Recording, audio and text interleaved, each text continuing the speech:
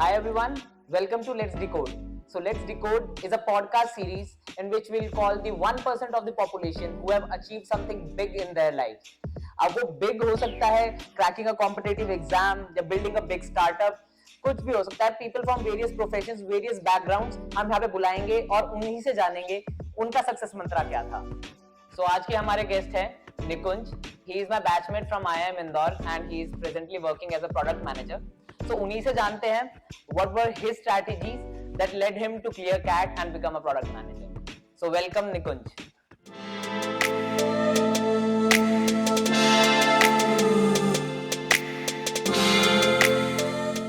तो निकुंज कैसे हो? बढ़िया यार, बढ़िया. मैं तो ठीक ही हूँ यार. तो बताओ अपने बारे में कुछ, लाइक अपने बैकग्राउंड के बारे में, एजुकेशनल क्वालिफिकेशन क्या है और वो सारा थोड़ा उससे स्टार्ट करते हैं. बैकग्राउंड में तो हम गुज्जू. मैं बोलता भी इसको गुज्जू ही हूँ. 10th 12th Aditya Birla public school से पास आउट करा है. आफ्टर 10th परसेंटाइल अच्छे थे तो साइंस ले लिया. और साइंस के बाद तो only field which you choose is engineering. Engineering में लकीली गवर्नमेंट सीट मिल गई इलेक्ट्रॉनिक्स ब्रांच में. तो आनंद में एक कॉलेज है, बिरला विश्वकर्मा महाविद्यालय आकर के. आनंद कहाँ पे? आनंद अमूल जहाँ पे. अच्छा. हाँ, जहाँ पे इरमा भी है. ओके. वहीं पे एक कॉलेज है बीपीएम करके. बोलते भी हैं कि first college of engineering Gujarat 1948 में शुरू हुई थी. तो वहीं पे इलेक्ट्रॉनिक्स ब्रांच में इंजीनियरिंग कर ली. और उसके बाद आगे कुछ तो करना ही था. तो फर्स्ट ईयर ऑफ इंजीनियरिंग में पता लगा कि एमबीए करके भी कुछ होता है.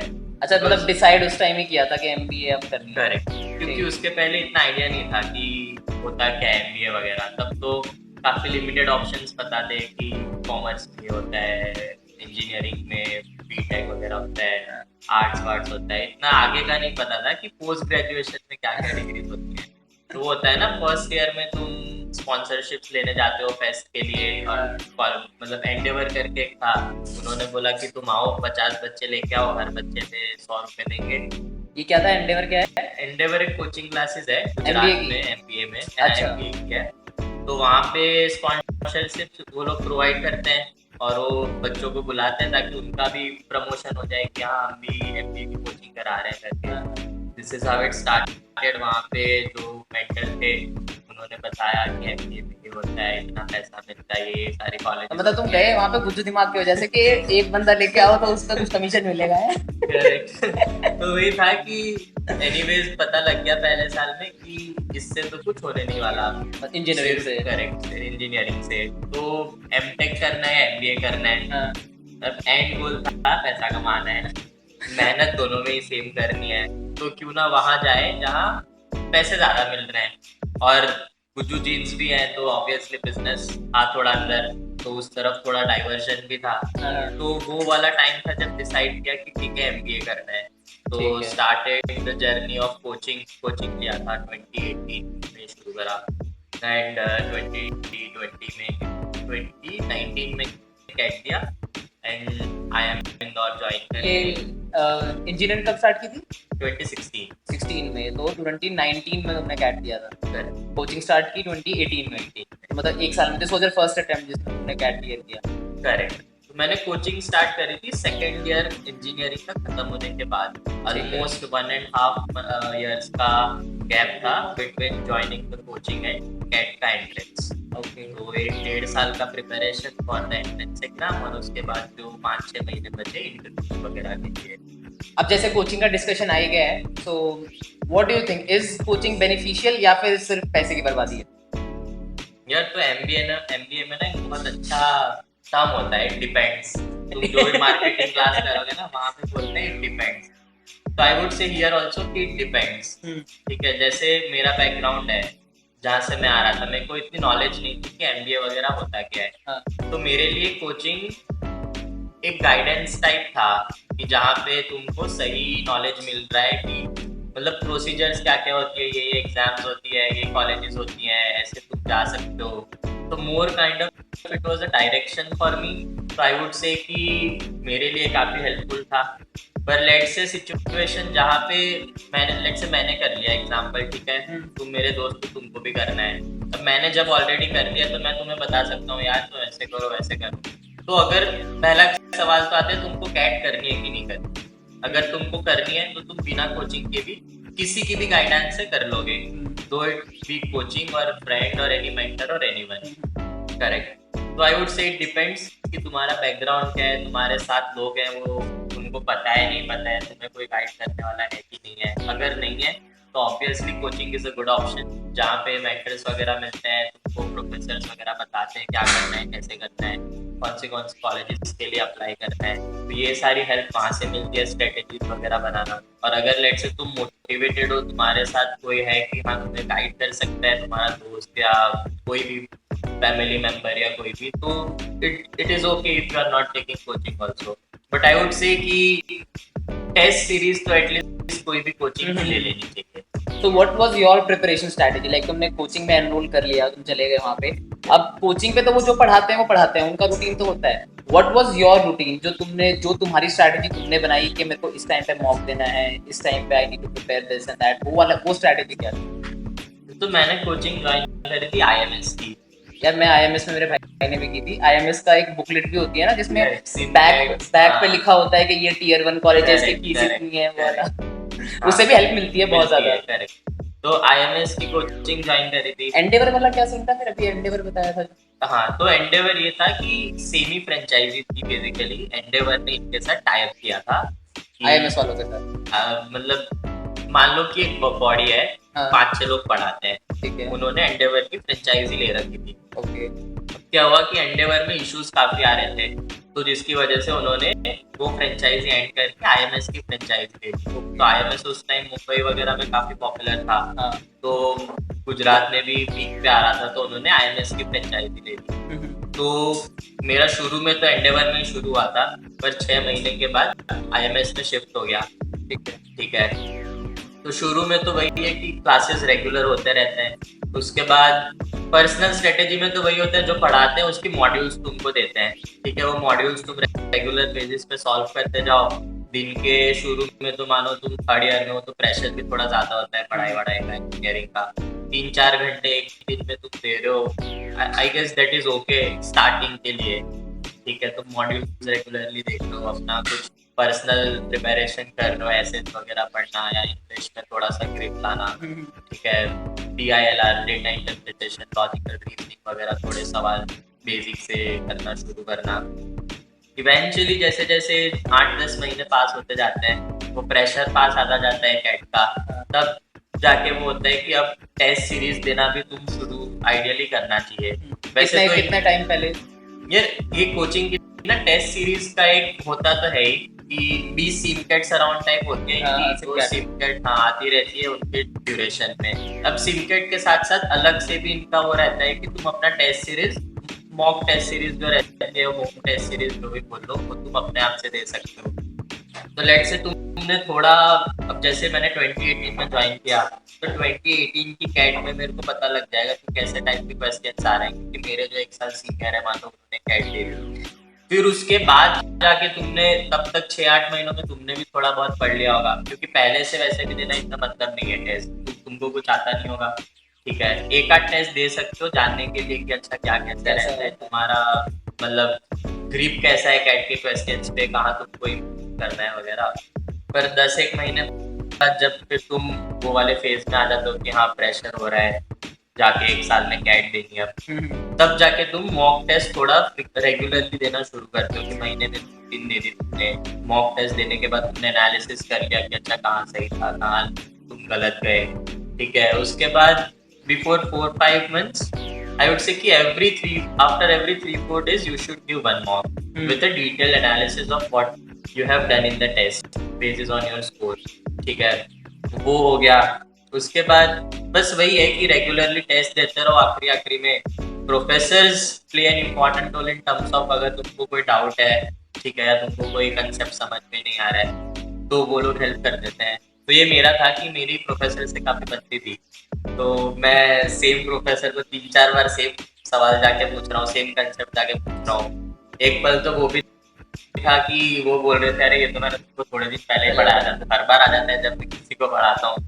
तो इट्स लाइक कि ठीक है पढ़ लो, जब भी कोई पूछ रहा है कुछ डाउट तुम भी बैठ जाओ, क्या पता कुछ नया सीख लो। तो this is how it goes. फिर बस कैट आ जाती है। ये तो 3 इडियट्स वाला हो गया ना, हर जगह ज्ञान बट रहा है, बस जाके लेने के लिए रहे। वही था कि जो भी पढ़ाते थे, जो भी डाउट सेशन कोई और भी पूछता था, तो बस वहां जाके बैठ जाओ। अगर तुमको समझ में आ रहा है तो ठीक है कि तुमने ऑलरेडी कर रखा है, अगर नहीं आ रहा है तो टोटल तुमने कितना प्रिपेयर किया था, कितने ड्यूरेशन के लिए प्रिपेयर किया था कैट के लिए? वही था कि 3rd ईयर के स्टार्टिंग में शुरू किया था, विच वाज अराउंड कब होगा मान लो अप्रैल मई के अराउंड, और 1.5 साल जितना मेरे पास था कैट के एग्जाम तक का टाइम। तो 1.5 साल वो प्रिपरेशन का था, और उसके बाद 5-6 महीने इंटरव्यूज प्रिपरेशन, देने जाना, वो सब था। तो बुक्स क्या क्या रेफर की थी यार? बुक्स में तो अपार्ट फ्रॉम मॉड्यूल्स, जो वो तो कोचिंग प्रोवाइड करता ही है, उसके अलावा भी कुछ किया था? मॉड्यूल्स ही प्रिपेयर की, मतलब मॉड्यूल्स ही इतनी काफी इंटेंसिव थी उनकी कि और किसी चीज की करने की जरूरत है सच पड़ी। Because like most of the people suggest के अरुण शर्मा की बुक्स आती हैं, करेक्ट, DILR की आती है, क्वांट्स की आती है, अरुण शर्मा की बुक्स करो, Correct. उसमें लेवल 1 लेवल 2 के अकॉर्डिंगली सेग्रीगेशंस होती हैं, तो वो कोई रेफर नहीं की, सिर्फ मॉड्यूल्स की है। करेक्ट। मैंने सिर्फ मॉड्यूल्स ही करी हैं। हाँ. मतलब उनका रहता है कि मॉड्यूल्स भी काफी क्वेश्चंस रहते हैं अंदर, मॉक क्वेश्चंस, ठीक है।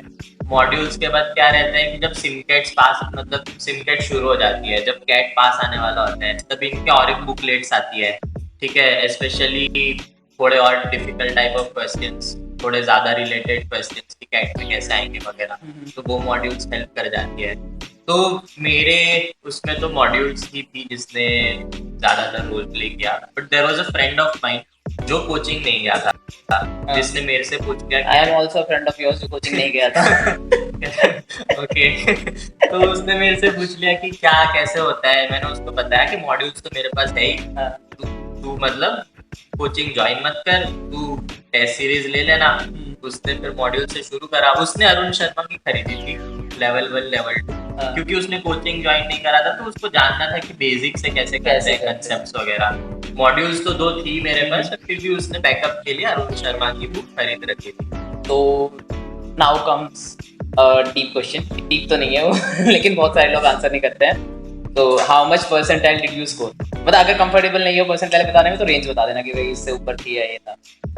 यार परसेंटाइल का मैं बोलूंगा कि कॉल आने लायक मिल गई थी, ठीक है, in the range of 85 to 95, ठीक है।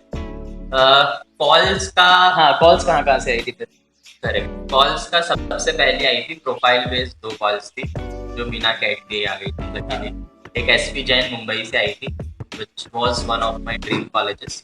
Second was Goa Institute of Management. ये 2 प्रोफाइल बेस्ड कॉल्स देते हैं। इनका एक फॉर्म आता है जो तुमको भरना होता है, ठीक है, और इनका इनिशियल शॉर्टलिस्ट आता है प्रोफाइल बेस्ड कॉल्स, जहाँ पे कैट और जेड के रिजल्ट से पहले ही तुमको शॉर्टलिस्ट आ जाती है। उसके बाद कैट के स्कोर के बाद शॉर्टलिस्ट आई थी। तो अगर कैट ना भी दे तो भी इनका कॉल आ जाता है, मतलब इनके लिए क्वालिफिकेशन एग्जाम कैट नेसेसरी नहीं है?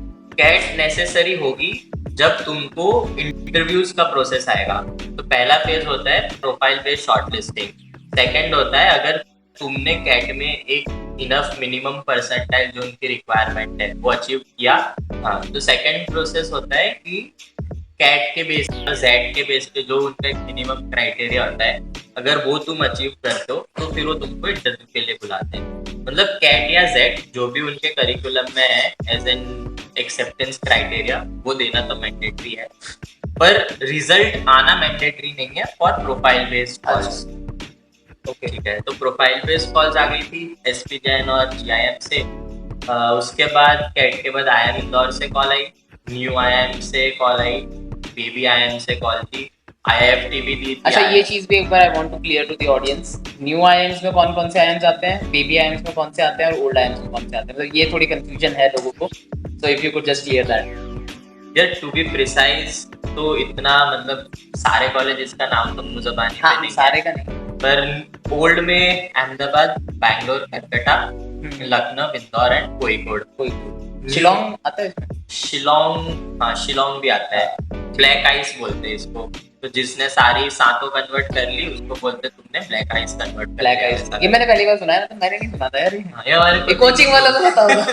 कोचिंग में बोलते हैं ब्लैक आइस करके, ठीक है। शिलोंग आता है, शिलोंग मतलब बाकी सबसे थोड़ा लेट हुआ था स्टार्ट, पर शिलोंग भी अब ओल्ड में कंसिडर करते हैं, ठीक है। न्यू आइम्स में रोहतक, उदयपुर, रांची, त्रिची, रायपुर ये सारी उसमें आती है। न्यू आइम्स में जम्मू हो गई, फिर सॉरी सिरमौर, ये बोध गया, संबलपुर, बोध गया, ये सारी नेपी आइम्स में आती है। उसके बाद IIFT भी दी थी, लगी थी, तो IIFT से भी कॉल आ गया, बहुत कॉल्स आ गई यार तुम्हें तो। XLRI दी थी, उससे भी आ गया, ZED दी थी, सॉरी, तो XLRI से भी कॉल आ गया, मौज कर दी। कॉल्स तो काफी आ गए। फिर IIM इंदौर की चूज किया, इतने सारे पर ड्रीम कॉलेज जब तुम्हारा SP जैन बता रहे थे ना, ड्रीम कॉलेज, Correct, हाँ। हाँ वो कन्वर्ट हो गया था, देन व्हाई IIM इंदौर? ये SP जैन में इंटरव्यू में कन्वर्ट नहीं हो पाया था, क्योंकि इंटरव्यू का ये सीन था कि SP जैन में ये होता है कि मोस्टली फ्रेशर्स को इतनी अपॉर्चुनिटीज नहीं मिलती, बहुत कम परसेंटेज पॉपुलेशन होती है जो फ्रेशर होती है, वो लोग वर्क एक्सपीरियंस वाले स्टूडेंट्स को ज़्यादा प्रेफर करते हैं, तो वहाँ पे SP जैन में तो कन्वर्ट नहीं हुआ। फिर IIM इंदौर ऐसा है कि 10-12 के ग्रेड्स को भी कंसीडर करता है, मतलब कंसीडर ये कॉलेज के ऊपर होता है, और ये कि कौन सा कॉलेज 10th और 12th के ग्रेड्स कंसीडर कर रहा है, कौन सा नहीं कर रहा है, ऐसा नहीं है कि सब करते हैं, कोई ही ऐसे हैं जो करते हैं। और IIM इंदौर काफी ज्यादा वेटेज देता है पास्ट एकेडमिक्स को, और लकीली इंटरव्यू भी अच्छा चला गया था, तो जिसकी वजह से IIM इंदौर में कन्वर्ट हो गया। अब उसके बाद दूसरा कन्वर्ट था गोवा इंस्टीट्यूट ऑफ मैनेजमेंट से, वो तो इनिशियली हो गया था ना, इनिशियली हो गया था, तो वहाँ पे तो ऐसे सेंस बन नहीं रहा था कि जब IIM इंदौर हो गया, अब IIM इंदौर ओल्ड IIMs भी था जितने भी कॉल्स थे उसमें, तो फिर दैट वाज द रीजन कि IIM इंदौर पे चूज कर सो लिया। What was your interview preparation strategy? फिर इंटरव्यू में the things that I experience were कि पहला तो they ask related to your state, ठीक है, मिनिस्टर्स का प्रिपेयर कर लो, जो भी तुम्हारे स्टेट में, लेट से हमारे स्टेट में अमूल था, ठीक है, तो अमूल की हिस्ट्री, ठीक है, फिर वडोदरा करके वहाँ पे एक पैलेस है, तो लेट से उसकी भी हिस्ट्री पूछ सकते हैं कि क्या हुआ था करके। उसके बाद थोड़ा रिवर्स वगैरह के नाम मेरे को आए और के इंटरव्यू में पूछे थे, तो थोड़ा ये तो PSC का इंटरव्यू हो गया, थोड़ा बेसिक ज्योग्राफिकल नॉलेज तुम्हारे स्टेट का इट इज मस्ट, ठीक है, होना ही चाहिए। ये भी कोचिंग वालों ने बताया या फिर एनालाइज किया था? फिर एक कोचिंग वालों ने थोड़ा बताया तो था, मतलब कोचिंग वालों ने बताया, जो होता है ना कि अच्छा अमूल का पढ़ लो, मतलब उन्होंने ये बताया था कि जो जो फेमस प्लेसेस हैं वो सारी पढ़ लो, ठीक है, पर मिनिस्टर नदी वगैरह का क्या था कि याद आ गया उस मोमेंट पे, थोड़ा बहुत आइडिया था। ये चीज मैं भी अब कर रहा हूँ, जब मेरा IIM इंदौर का इंटरव्यू था, मेरे से भी उन्होंने मिनिस्टर्स के बारे में पूछा था, करेक्ट, मेरे से भी रिवर्स पूछी थी, ये सारी चीजें, तुम्हारे गुड़गांव में फेमस क्या है, हाँ। ये सब चीजें पूछा था मेरे से उन्होंने। हाँ, तो ये सब ये लोग पूछते हैं, हाँ। उसके बाद फैमिली बैकग्राउंड पूछते हैं, ठीक है, कि क्या है, क्या करते हैं घर वाले वगैरह। तो नेक्स्ट आता है थोड़ा मैथमेटिकल नॉलेज, ठीक है, कि ये परम्यूटेशन कॉम्बिनेशन के टॉपिक्स होते हैं, प्रोबेबिलिटी के होते हैं, थोड़े ज्योमेट्री के होते हैं, तो ये सारे भी ये लोग पूछते हैं वहाँ पे। तो मेरा इंदौर में हुआ था कि उन्होंने मेरे को PNC एंड प्रोबेबिलिटी पे पूछा था सवाल। कोड में मैंने सुना है कि वो लोग थोड़ा ज्योमेट्रिकल बेस ज्यादा पूछते हैं। तो तुम्हारे मतलब जैसे मेरे पलक से इंटरव्यू हुआ था और मैं अपना भी इंटरव्यू का जो मैं बता रहा था, वो तुम्हारे लास्ट जो तुम्हारी एजुकेशनल क्वालिफिकेशन है उसको नजर में रख के भी पूछते हैं। फॉर एग्जांपल जैसे मेरा केमिस्ट्री बैकग्राउंड था, तो उन्होंने मेरे से केमिस्ट्री से रिलेटेड, सिरेमिक्स से रिलेटेड क्वेश्चंस पूछे थे, पलक से इकोनॉमिक्स से रिलेटेड क्वेश्चंस पूछे थे। तुम्हारे साथ भी ऐसा था कुछ, मतलब इंजीनियरिंग से, सिविल इंजीनियर थे तुम? क्या मैं इलेक्ट्रॉनिक्स का कुछ पूछा था ऐसे कुछ? यार हार्डली एक दो सवाल थे, अच्छा। मतलब ज्यादा वेटेज उस पे था नहीं, तो दैट अगेन आई वुड से it depends on the college और जो तुम्हारा पैनलिस्ट है उनके भी डिपेंड करता है। कैप कन्वर्ट हुआ था तुम्हारा? एक कैप वाले जो कॉलेजेस होते हैं, कैप में नहीं हुआ था। तो मेरा ये था कि जो IIM इंदौर का एक्चुअली जो इंटरव्यू था ना, उसका पैनलिस्ट एक गुजरात का ही था। अच्छा, भाविन शाह करके, अगर प्रोफेसर पता हो। भाविन तुमको ही पढ़ाया था ना? भाविन तो मेरे हिसाब से मेरे को नहीं पढ़ाया था उसने, तो मैंने कोई कोर्स लिया नहीं था। हाँ, तो वो गुजरात का था, तो उसी ने वही पैनलिस्ट था, तो उसने थोड़ा और नदी वदी मिनिस्टर का पूछ लिया। फिर ये सबके बाद एक फेज आता है एक्सटेम्पोरे, ठीक है, वहाँ तुम्हारा एक्सटेम्पोर इंदौर में हुआ था या फिर दूसरे किसी कॉलेज में? मेरा बॉम्बे में था। No I am saying I am Indore के इंटरव्यू में एक्सटेम्पोर अच्छा हाँ, मेरा आई एम इंदौर के इंटरव्यू में हुआ था। मेरा नहीं हुआ था, मेरा आई एम रोहतक के इंटरव्यू में, द ओनली इंटरव्यू जो मैंने दिया था जिसमें एक्सटेम्पोर था, that was I am Rohtak. Okay, Indore में नहीं था। मेरा रोहतक में भी था और इंदौर में भी था। अच्छा। दोनों में था। तो इंदौर में उन्होंने पूछ लिया ये स्वच्छ भारत अभियान के ऊपर एक्सटेम्पोर पूछ लिया उन्होंने, ठीक है। वही 1-1.5 जय मिनट मोदी। बोलना था 1-1.5 मिनट बोलना था, तो बस एक्सटेम्पोर एक पार्ट हो गया, तुम्हारे इंटरव्यू प्रिपरेशन था। बस वही है कि जो करंट अफेयर्स भी चल रहे हैं उसको भी थोड़ा we should consider and prepare regarding the same, because you never know what they are going to ask, right. But जो मैंने एनालाइज किया है ना, मैंने ये एनालाइज किया है कि कोई कुछ ज्यादा आउट ऑफ द बॉक्स नहीं पूछ सकते हैं, because you are just a graduate, ठीक है। या तो तुमसे वो अपने तुम्हारे ग्रेजुएशन सब्जेक्ट्स के बारे में पूछेंगे, या जो तुम्हारी जीएस को लेके जनरल स्टडीज की जितनी नॉलेज है वो पूछेंगे, उसके अलावा तुमसे कुछ नहीं पूछ सकते Right, तरीके से। right. एंड उनको स्पेस तुम देते हो कि तुम्हें क्या, सपोज तुम अगर उनको लीडिंग क्वेश्चंस, उनको जो वो क्वेश्चंस पूछते हैं उनके आंसर लीडिंग दोगे तो वो उसी पे लीड करते चले जाएंगे। So that depends upon you कि तुम अपना इंटरव्यू कैसे लीड करते हो। हाँ, ये भी एक जो था एनालिसिस मैंने किया था इंटरव्यू करने के बाद। इंदौर के इंटरव्यू, मेरा सबसे पहला इंटरव्यू इंदौर का ही था, उसके बाद ही मैंने एनालाइज किया था ये सारी चीजें। इंदौर का ही था, समवेयर इन फरवरी स्टार्टिंग जब उनका स्लॉट ही खुला था, शायद 5th या 7th फरवरी ऐसा कुछ तो था मेरा। उसके बाद कहाँ पे, इंदौर के बाद कोई और इंटरव्यू दिया था? इंदौर के बाद तो काफी फ्रीक्वेंट, इंदौर के अगले दिन मेरा आईएफटी का इंटरव्यू था, उसके बाद फिर एसपीजीएन और एक्सएलआरआई का बैक टू बैक बॉम्बे में इंटरव्यू था, फिर गोवा का मेरा अहमदाबाद में इंटरव्यू था। सो इंटरव्यूज में सब में सिमिलर टाइप ऑफ क्वेश्चन भी थे, मतलब ये जो स्ट्रक्चर था इंटरव्यू का सबका सिमिलर था या कुछ डिफरेंट था? स्ट्रक्चर सबका सेम ही था, मतलब जो मैंने टाइप्स बताए। अब हो सकता है कि कोई इंटरव्यू में उन्होंने एक सेक्शन ना पूछा, लेट से उन्होंने ज्योग्राफी ना पूछी तुम्हारे स्टेट की, इंस्टेड तुम्हारे फैमिली बिजनेस, जैसे मेरा फैमिली बिजनेस था तो उन्होंने तुम्हारे फैमिली बैकग्राउंड के ऊपर कुछ सवाल पूछ लिए, या तो मतलब कि जो तुमने पढ़ा है उसके ऊपर तुमको थोड़े बहुत क्वेश्चंस पूछ लिए। Again as you said, it depends how you are leading the interview, right. मतलब तुमको पता है कि, तो मेरे साथ ही आईएफटी में हुआ था कि अब जैसे मेरे को घड़ी का बिजनेस है, फैमिली बैकग्राउंड, ठीक है, तो अब घड़ी की ब्रांड्स तो पता ही है, पर वहाँ पे उन्होंने एक सवाल पूछ लिया कि बताओ कौन कौन सी ब्रांड है, ठीक है, तो उस टाइम पे ब्लैंक हो गया मैं। हो जाता है राइट। तो वही है कि डिपेंड्स कि वही है कि colleges wise, panelist wise depend करते हैं कि वो क्या पूछ रहे हैं, पर होता वही है कि इसी में से आता है जब तुमने ग्रेजुएशन करी है, या तो तुम जहाँ पे रहते हो, या तुमने कुछ अपने इंट्रोडक्शन में कुछ अलग से स्पेसिफाई किया कि हाँ मैं चाहता हूँ इंटरव्यू और पैनलिस्ट जो है वो मेरे को ये वाले टॉपिक के ऊपर लीड करे सवाल, तो वहाँ पे ज़्यादा कंफर्टेबल हो। बस यही सब चीज़ें होती हैं, ठीक है। So, while you were preparing for CAT, which was your weakest subject and what was your जो जिसमें सबसे ज्यादा ग्रिप थी तुम्हारी, वो सब्जेक्ट कौन था? यार सारे प्रिपेयर करने पड़े थे।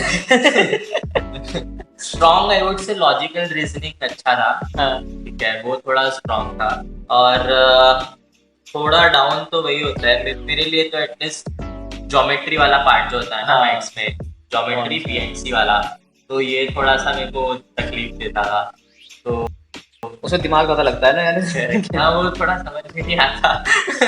तो वही था, वो प्रिपेयर करा, फिर लास्ट में तुम एनालाइज करते हो कि यार अच्छा ये टॉपिक के कितने मार्क्स के मैक्सिमम क्वेश्चंस आ सकते हैं वगैरह, तो फिर उसके हिसाब से भी तुम प्रायोरिटाइज करते हो कि तुमको ये टॉपिक प्रिपेयर करना है नहीं करना है। एंड एग्जाम के टाइम पे कैसे प्रायोरिटाइज करते हैं कि कितने क्वेश्चंस करने हैं, कितने नहीं करने हैं?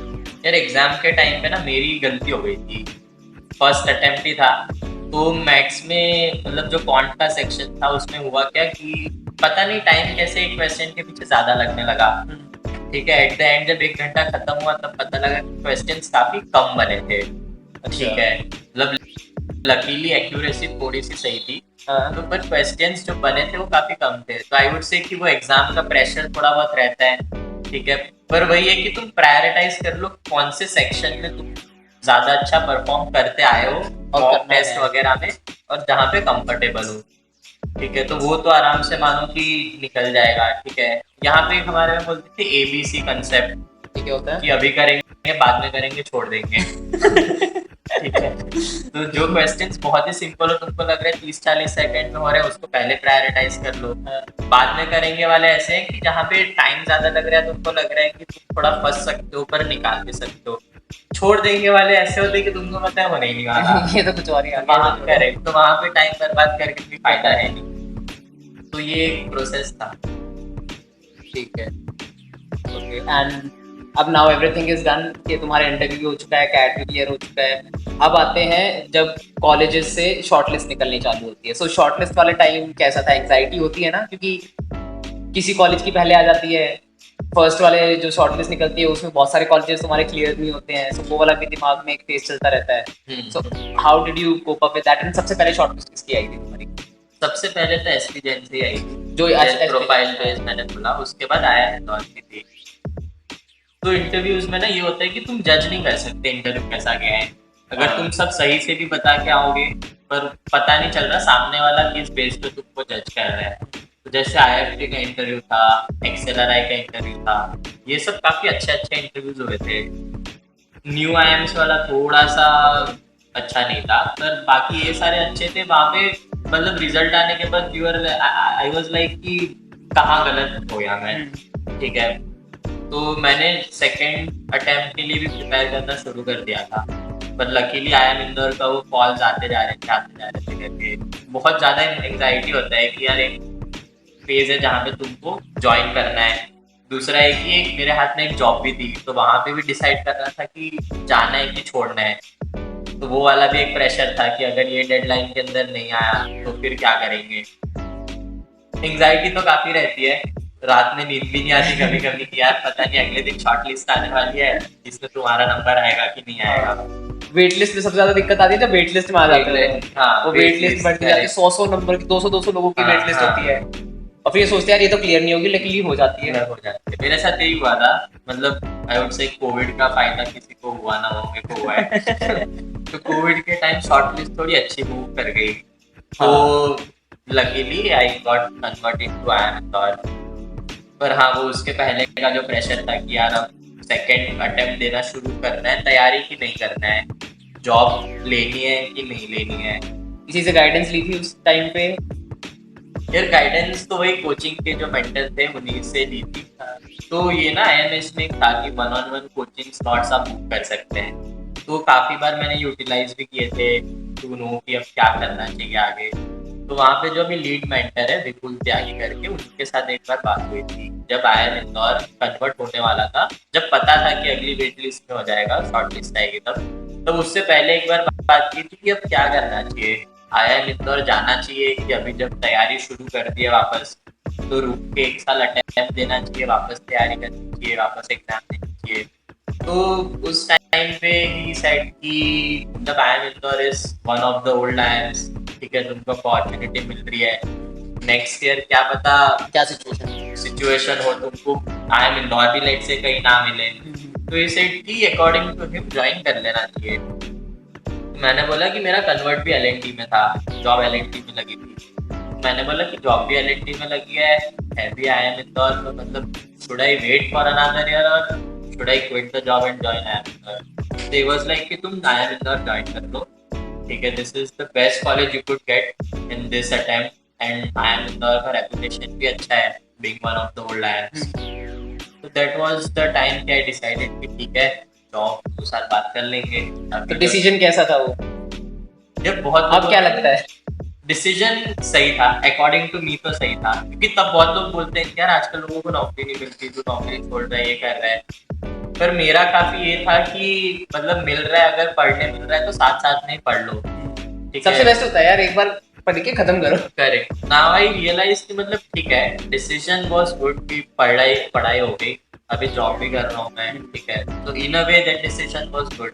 And he is working as a product manager, ऐसी जॉब जो कि बहुत सारे लोग डिजायर करते हैं कि उनके पास हो। मैं भी कह रहा हूँ रेफरेंस। तो ये है, तो ओवरऑल ठीक था।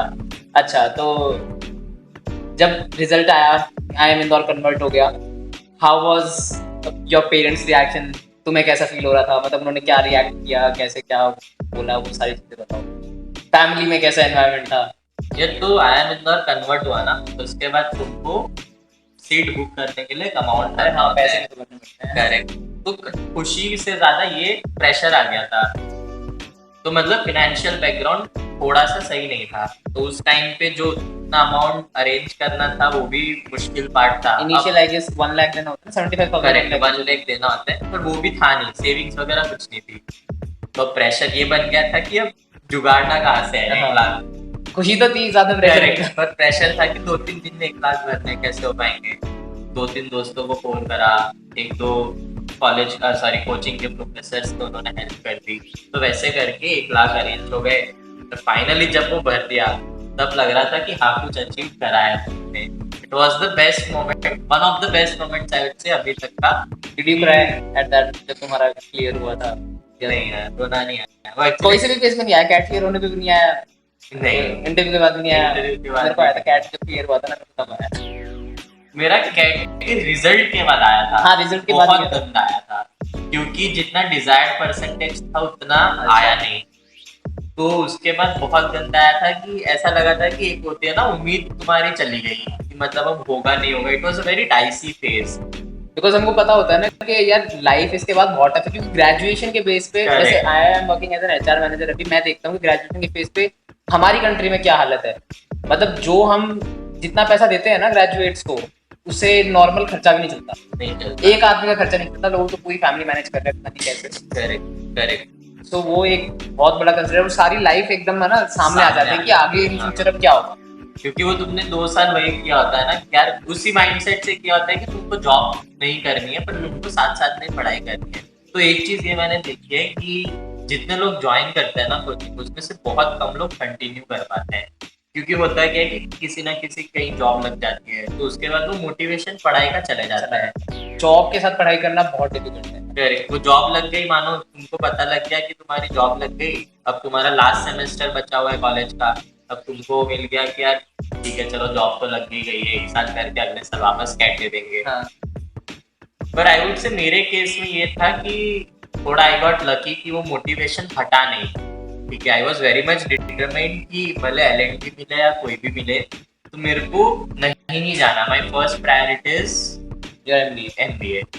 तो उसके बाद भी वही था, कंटिन्यूएशन में लगे रहे। 2-3 दोस्त भी अच्छे मिल गए थे जो कोचिंग में साथ में प्रिपरेशन वगैरह करते थे, तो उनके सपोर्ट से भी वो चलता रहा कि ठीक है तब साथ में सपोर्ट, मतलब पढ़ाई कर रहे हैं, टेस्ट दे रहे हैं। That was how the journey. And उसके बाद एक होता है ना सोसाइटी में रेपुटेशन सी बढ़ जाती है ना एकदम से। इज्जत मिलती है। इज्जत मिलने लग जाती है। अभी तक लोगों को कुछ नहीं पता था कि क्या चल रहा है, एकदम से तुम उभर के सितारे बन के आते हो बाहर। Now you are part of the 1% population. Correct. तो वही होता है ना, इसके बाद बहुत से लोग होते हैं यार हमारे बच्चे को थोड़ा बता दे क्या करना है, थोड़ा गाइड कर दे। और आधे तो ऐसे होते हैं यार हमें खुद नहीं पता कैसे हो गया। हाँ एग्जैक्टली, मतलब ठीक है फ्लो में करते रहो, हो जाएगा, मेहनत तो लगती है। Exactly. Consistency is important, hard work is important, चीजें अपने आप हो जाएंगी। करेक्ट, दोनों ही चाहिए यार, कंसिस्टेंसी भी और हार्ड वर्क भी। अगर कंसिस्टेंसी रही पर तुम मेहनत ही नहीं कर रहे तो तुम सही तो नहीं कर रहे, तुम गलत सवाल करते जा रहे हो। अच्छा, इसमें what do you think, CAT में लक भी एक रोल प्ले करता है? होता है यार, लक तो होता है। मतलब आई वुड से it depends on the day of the examination. ठीक है, तुमने इतना अच्छा प्रिपेयर करके आए हो, उसके बाद वही दिन तुम्हारा खराब हो गया। ठीक है, क्योंकि उस मोमेंट का नहीं पता कब क्या हो जाए। Correct, you got unlucky on that particular day. कुछ भी हो सकता है, अनलकी में भी जुकाम हो गया, Correct. फीवर हो गया, Fever कुछ हो और गया, हो गया, कुछ मिसहैपनिंग हो गई, कुछ भी हो गया, depends upon the day. Depends. और उसके बाद भी लेट्स से तुम्हारे परसेंटाइल आ गए, तुम्हारे मानो 99 परसेंटाइल आ गए, उसके बाद इंटरव्यूज भी क्रैक करना, that is again a luck. तो मेरा एक फ्रेंड था, मतलब जिसके परसेंटाइल वाज गुड, 98 99 अराउंड, ठीक है, पर I don't know the reason but he couldn't convert interviews. I also have a friend like this, उसके भी percentile was above 95 but he couldn't crack the interview. Correct, तो वो भी एक luck होता है कि मतलब वही है ना, जैसे मैंने बोला कि तुमको पता नहीं चलता सामने वाला जज क्या कर रहा है, तुमको किस बेस पे कर रहा है। तुम्हारे अकॉर्डिंग इंटरव्यू सही था, तुमने सब अच्छे से आंसर किया जो उसने पूछा, ठीक है, तुमने अपने साइड से भी एफर्ट डाले कि ठीक है तुम एक्स्ट्रा बताओ अपने बारे में, everything went well, but you don't know how the other person took that interview. ठीक है, उसके दिमाग में क्या चल रहा है। एट द एंड जब रिजल्ट आता है ये बात देख यार मैंने तो सब सही करा था पर फिर भी हुआ क्यों नहीं करके। So, अब सब सही है, हाँ जॉब सही चल रही है। job अच्छा सही गुज्जू, चल रही है। मैं ये पूछना भूल गया, गुज्जू दिमाग है जॉब में कैसे लगा हुआ है? अभी तक बिजनेस का नहीं सोचा कुछ? ये बिजनेस का डाउन द लाइन तो सोचा है कि एक बार थोड़ा कैपिटल भी एक्युमुलेट हो जाए, फिर थोड़ा जाके पता भी चल जाए कि हाउ इंडस्ट्री Correct. फंक्शन चल कैसे रहा है सारी चीजें। क्योंकि वही है ना, बीइंग अ फ्रेशर इतना नॉलेज नहीं है हाँ। इंडस्ट्री वगैरह का, मार्केट वगैरह का, कौन से सेक्टर में कौन से डोमेन में क्या चीज होती है। तो एक तो वही है कि अभी तो वही जानने के लिए एक्साइटमेंट रहता है कि अच्छा इसमें क्या हो रहा है, इसमें क्या हो रहा है। तो that is again an important thing I consider कि एटलीस्ट तुमको थोड़ा सा पहले आइडिया हो कि क्या कैसे फंक्शन करना है, फिर जाके मानो अगर तुमको कुछ करना है 5-6 years डाउन द लाइन। मतलब बहुत लोग होते हैं ऑफकोर्स जो पहले से भी कर लेते हैं जिनके पास आइडियाज होते हैं। ये मेरे केस में बता रहा हूँ कि मेरे को ऐसे करना है, जनरलाइज्ड नहीं है ये चीज। तो मेरा ऐसा है कि थोड़े साल बाद प्लान करेंगे कि जब करना होगा, जब एक फाइनेंशियल स्टेबिलिटी भी होगी, थोड़े पैसे भी होंगे कि अच्छा ठीक है इन्वेस्ट कर सकते हो। चलो, तो hope you achieve all the Heights that you desire for. Thank you for this podcast and thank you for watching. अगर आपको कुछ और क्वेश्चंस है या कुछ और दिमाग में आ रहा है जो हमसे पूछना है, so you can directly DM me. ठीक है, नेक्स्ट पॉडकास्ट में will cover all these things. Thanks.